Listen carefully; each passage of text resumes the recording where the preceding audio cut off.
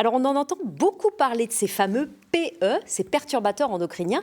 C'est quoi en fait? Alors, ce sont des substances nocives qui dérèglent le système hormonal au quotidien.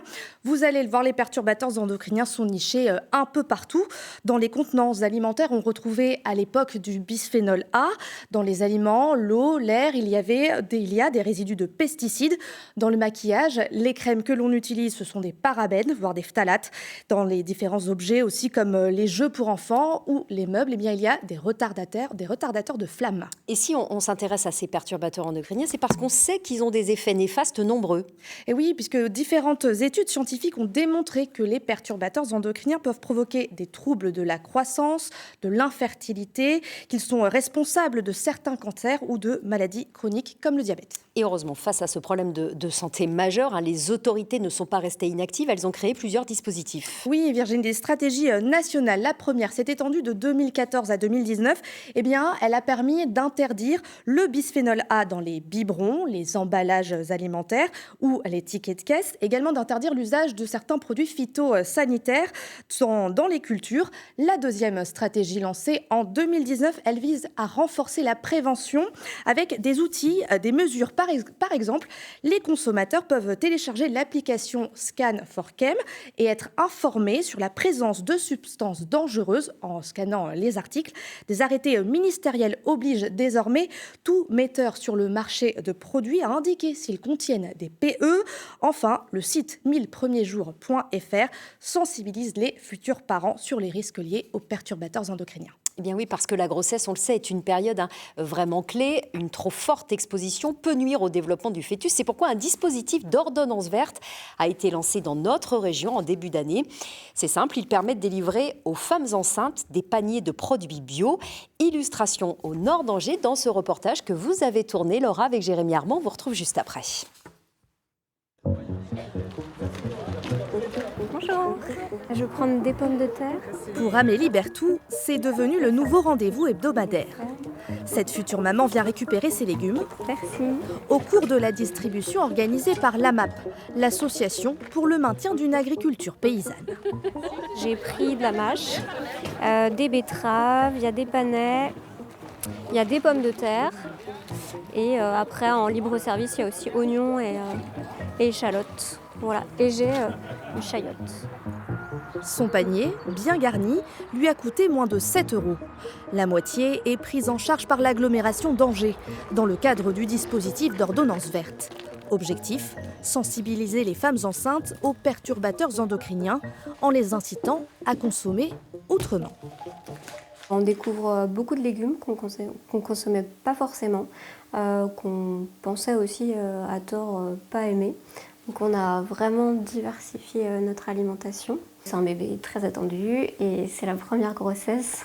Donc forcément, j'ai envie de donner le meilleur à mon bébé. Substances nocives qui dérèglent le système hormonal, les perturbateurs endocriniens restent très présents au quotidien.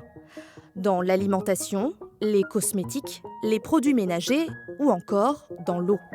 Au nord d'Angers, dans la commune de Cantenay-Épinard, l'ordonnance verte est aussi expérimentée. J'en ai déjà délivré 2, donc là on est à Cantenay-Épinard, donc à 3 femmes enceintes, voire 4 bientôt là, qui vont adhérer à ce dispositif. Médecins, sages-femmes, infirmières, kinésithérapeutes, n'importe quel professionnel de santé peut la délivrer et alerter les futures mamans sur les risques liés aux perturbateurs endocriniens. Ils vont perturber au niveau hormonal.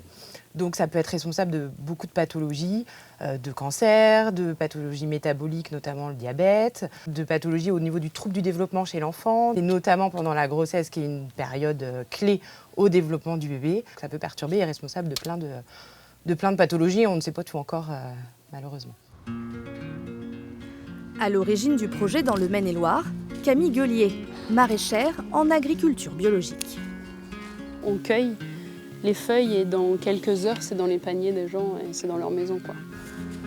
Depuis le lancement en janvier dernier, elles sont moins d'une dizaine de femmes enceintes à profiter de ces produits de saison.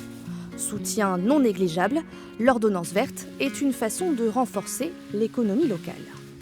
Nous, il n'y a aucune intervention chimique, c'est vraiment juste du travail humain. Ça a vraiment du sens pour moi.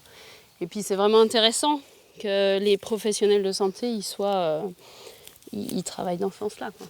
C'est du travail, mais là, c'est vrai que notre travail, il est valorisé. Dans les prochains mois, d'autres projets d'ordonnances vertes verront le jour dans notre région, notamment en Loire-Atlantique et dans la Sarthe. Alors Laura, avant notre région, là où vraiment cette ordonnance verte a été lancée, c'est à Strasbourg il y a 3 ans déjà. Et oui, Virginie, aujourd'hui, la démarche, elle est pérenne. Près de 2000 femmes enceintes en bénéficient et cela coûte 650 000 € à la ville de Strasbourg qui, dans le même temps, a lancé des études pour mesurer les conséquences du dispositif. Écoutez.